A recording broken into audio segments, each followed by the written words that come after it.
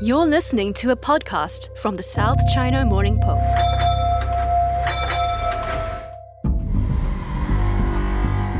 This is how China's President Xi Jinping began his speech at the 20th Party Congress in Beijing last year.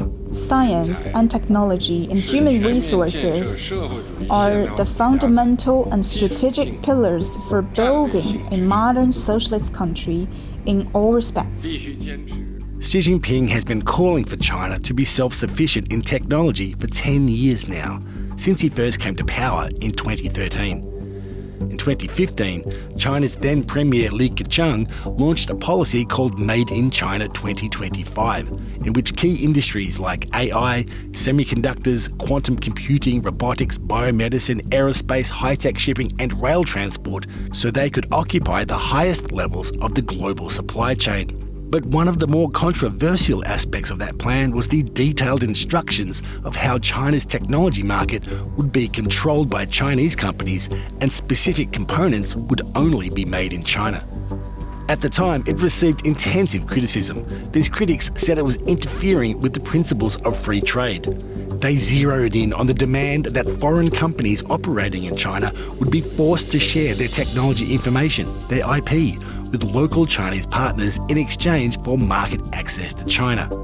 There was a 465-page report published by the European Union, the EU.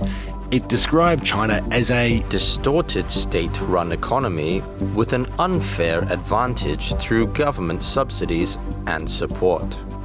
How times have changed. 1 year after US President Joe Biden oversaw $55 billion to support the development of an American semiconductor industry, and after 2 years of escalating sanctions and bans on Chinese access to the technology and tools to make semiconductors, his latest order to ban all US venture capital investment once again changes the rules of free market capitalism.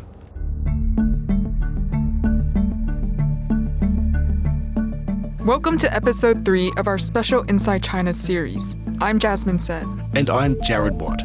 The Biden administration's latest executive order bans any investment into areas it says would give China a military advantage, specifically targeting semiconductors, quantum computing and artificial intelligence. Our colleagues based in mainland China have been speaking to people working in these fields. In this episode, you're going to hear how Chinese scientists are reacting to news that Joe Biden wants to limit investment in their research into quantum computers. And you're going to hear from some of the top executives in charge of China's biggest semiconductor companies. One of our tech team was there when some rather uncomfortable truths were spoken aloud at a semiconductor conference west of Shanghai this week. But first, we thought we might start from the ground up. What if, right now, you were in mainland China and you wanted to buy yourself the latest, hottest property in semiconductor technology? What if you wanted to buy an NVIDIA chip to power your large language model AI system or your data center? Where would you go? China's big tech companies, Baidu, ByteDance, Tencent, and Alibaba, which owns the South China Morning Post, are all racing against time. The US has already banned China from purchasing the most advanced chips in the market, like NVIDIA's A100. But they're still allowed to get lower-end chips, like NVIDIA's A800. These chips are essential for these companies to build and develop their AI capabilities. So now they're rushing to secure as many A800 chips as they can, because Biden has signaled his intention to cut off access to these chips as well. But for the more advanced A100 chips, just because they're banned doesn't mean those in China can't get their hands on them. Just across the border north of us in Hong Kong is the tech metropolis of Shenzhen. It's the home of the DJI drone company. It's the home for Huawei, Tencent, ZTE, and also home to one of the biggest and most famous electronics markets in the world, the Huatianbei electronics area. Huatianbei has been described as a tech geek's paradise, but it's so much more than that. It's Willy Wonka's electronics factory. It's Disneyland for every type of consumer technology you could imagine. You can buy every single component, every button, circuit, cable or diode for every electronic device you've ever seen in your life from one of thousands of storefronts. You can buy the latest upgrade in sound, in vision, hard drives, gadgets, or you can bring in whatever device you currently own and get it upgraded, jailbreaked, hot-rodded, maxed out from someone who'll probably ask you no questions. So we thought it would be a good idea to send our colleague, Iris Deng, from the SCMP Tech Desk to go and wander around and get a sense of how this US tech war on China is playing out in the biggest consumer electronics market in the world. Hello, Iris. Hello, Jasmine. Iris, I've never been to the Shenzhen-based market, but I've heard the legend and I've seen the videos on YouTube. Can you give us a sense of what this place is actually like? So it's a giant area that covers several streets, several blocks, and there's a very big square for pedestrians and surrounded by buildings that has tens of thousands of stores in this, and also office spaces as well. And some of those buildings, or you can call malls, they focus on some part of the electronic products. Maybe some are for smartphones and accessories, and others are for computer parts. Iris, we sent you to this market with a shopping list with just one item. That's NVIDIA's A100 chips. Are people selling these chips at the market? Yes, but you need to find closely and hard because it's not something that has a sign saying that we sell this. But you can ask the vendors if they have it. Sometimes some people will point you to the right person, but many of them just told me they don't know anything about it. I found someone who said he has access to some A100 inventory, and the most recent price he gave was around 110K in RMB to around 120K in RMB. So that's roughly like 16,500 USD. Did you get much of a sense from this stall holder about how Biden's restrictions on access to chips for China, how is that affecting him and his customers? He was saying that he was following quite closely on the recent development, but in a more general sense, because it's affecting the exchange rates and the price, and also the price he's getting from the factories. And he was saying that since big companies like ByteDance are placing big orders at NVIDIA, so smaller companies would turn to vendors like them to find other sources for these AI chips. I'm guessing the price is going up. You know, the ancient laws of supply and demand. Is that this stallholder you spoke to? Is, business really good? Are prices going right up? He told me he's got some inquiries from customers, which are mainly companies who are trying to do their own AI training. But some of the customers just found that price unacceptable, and they are trying to look for other alternatives. That's really interesting, Iris, because, we saw the giant hype around ChatGPT, not just through the West, but it really hit in mainland China, at the beginning of this year. That whole hype around AI, it's fueled by these quality chips. And if they're not available, the hype is still there. So I'm wondering if you've been hearing anything about trying to use other low-quality chips to try and fill the gap. So for Chinese companies, legally, they can only have access to A800 and also H800, but their performance are not as advanced as A100 and H100. So that particular vendor suggests that the companies are also thinking about using chips of older models and see if they can achieve better performance. Iris, this just plays into the legend, the myth of the Huaqiangbei market and, the reputation of Shenzhen, which is to, innovate and find a way to get technology to the next level. I can only assume how interesting things will get at that market and for you in Shenzhen. We'll continue to follow your reports on scmp.com. Thank you for your time. Thank you. As critical news stories emerging from China continue to shape lives and business around the world, the weekly SCMP Global Impact newsletter brings you expert analyses and insights on the economics of COVID-19, society, technology, and the environment. Sign up to receive your weekly email at scmp.com/newsletters. China can still get its hands on NVIDIA chips, although they might be harder to come by and come with a very high price tag. And now with Biden's latest investment ban, I'm curious, what's the mood like among those working in China's semiconductor industry? Are they feeling discouraged? Or are they now even more motivated to strive towards self-sufficiency? We spoke with one of our colleagues who can tell us more about that. Well, every journalist wants to be in the right place at the right time when a big story breaks. And for one of our colleagues on the tech desk in Beijing, this came last week, just as Joe Biden was issuing his executive order targeting US investment in China's tech sector. My colleague Shay Pan was attending the annual China Semiconductor Equipment Conference in Wuxi, a city 150 kilometres west of Shanghai. Shay Pan, thanks for talking with us. Nice to talking to you, Jared. I imagine Joe Biden's executive order made for some interesting discussions on the sidelines of this conference, Shay Pan. What were some of the things you heard?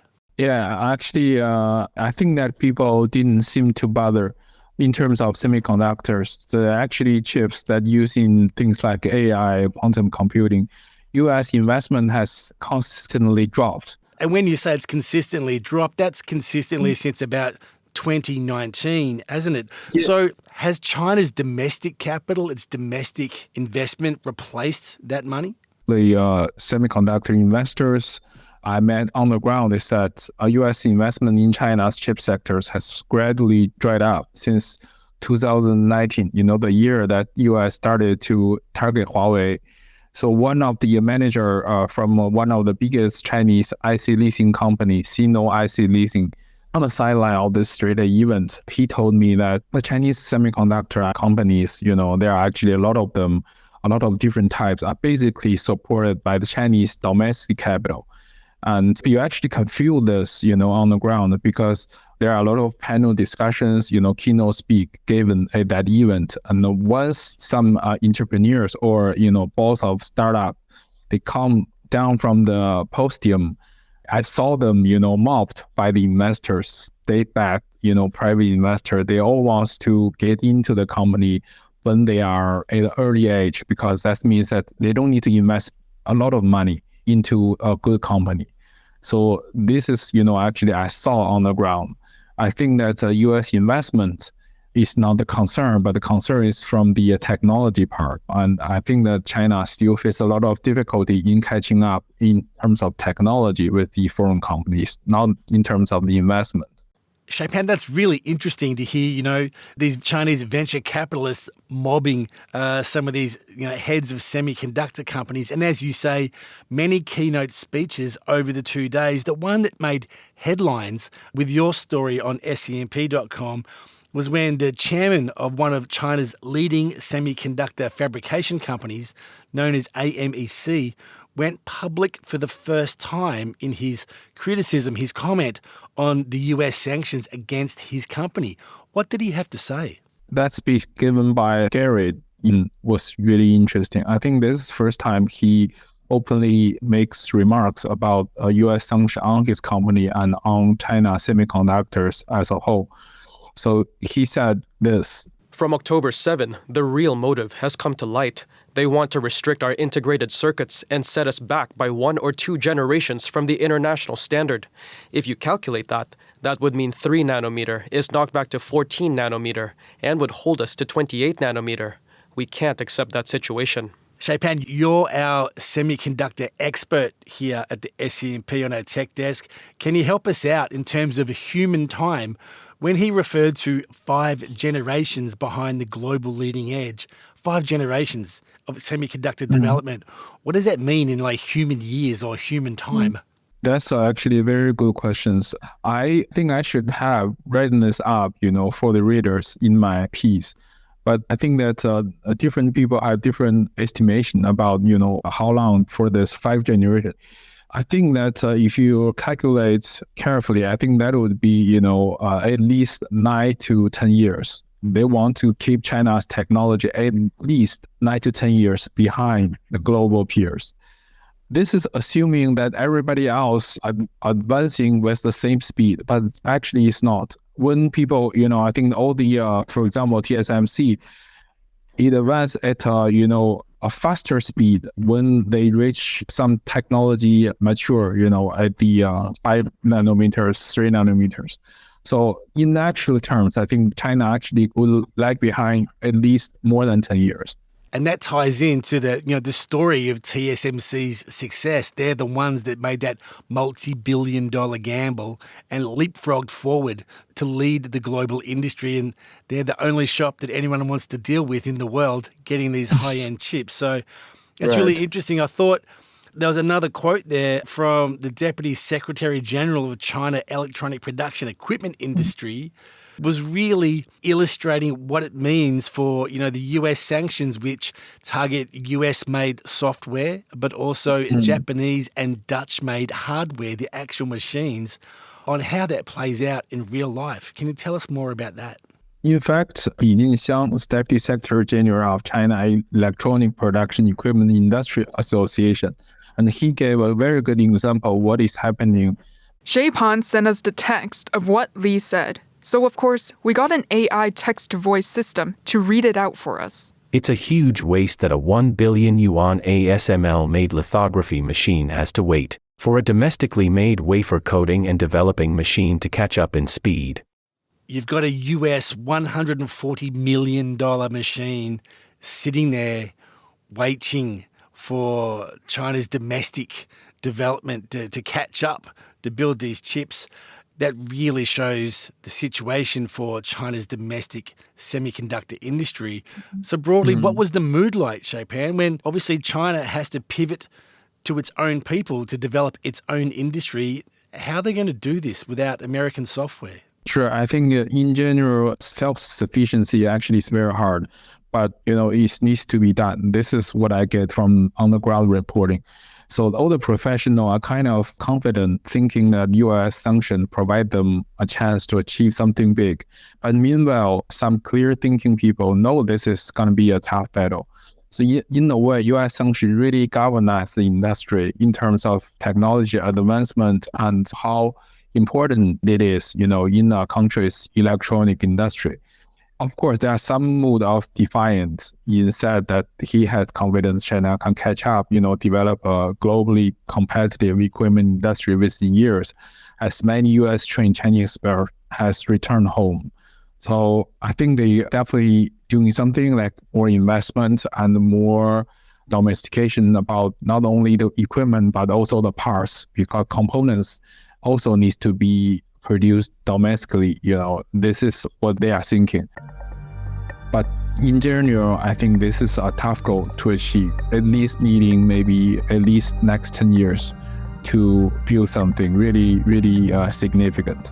Sheipan, this was a great report from on the ground within this very major kind of semiconductor conference. It does sound like the China semiconductor industry is preparing to eat bitterness for a while to come, if I can use that phrase. Thank you so much for your report. We'll stay tuned to scmp.com for more from you. Thanks for talking with us. Yeah, thanks everyone. So Sheipan has just told us how the leaders of China's semiconductor industry have responded to Biden's executive order.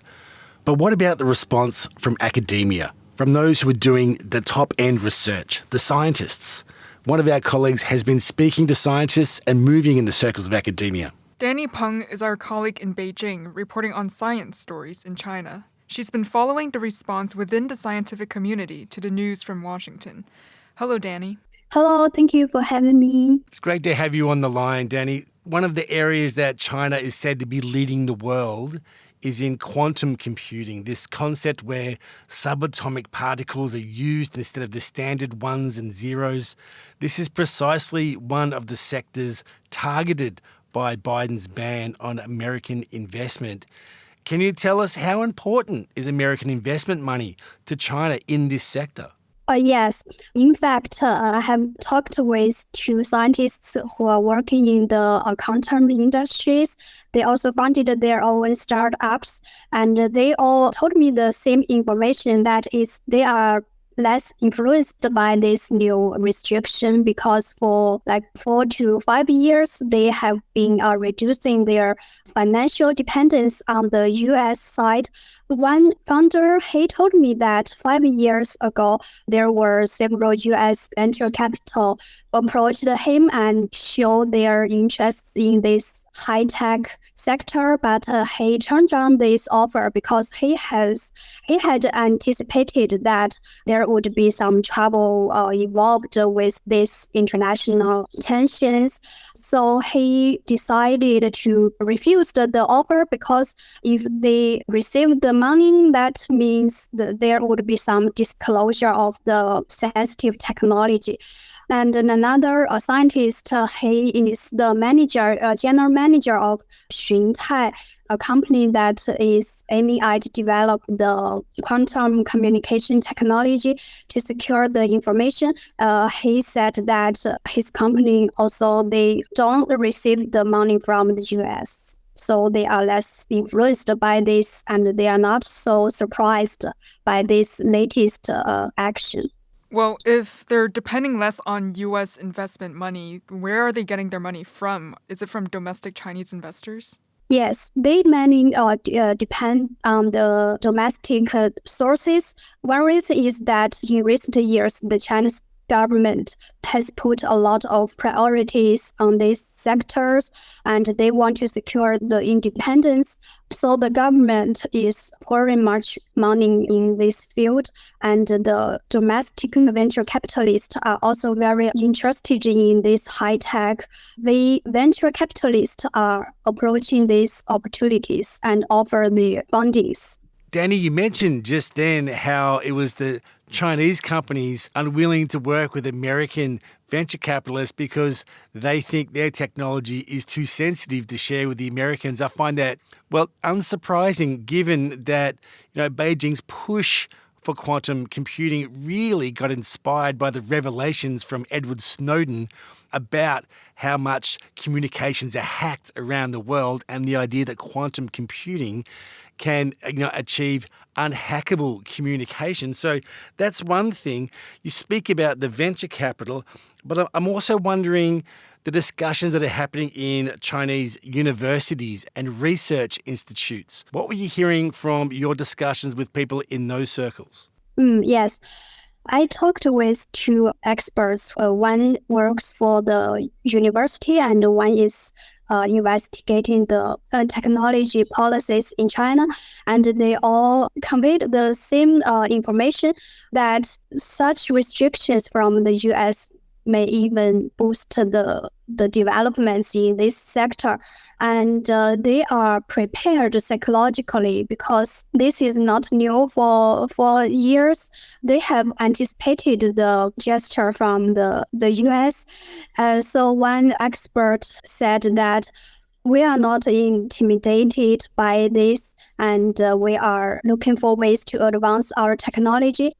Danny, in your article on scmp.com, you also quoted a quantum physicist who said that these investment restrictions are now, quote, a lose-lose situation for scientists. What does he mean by this?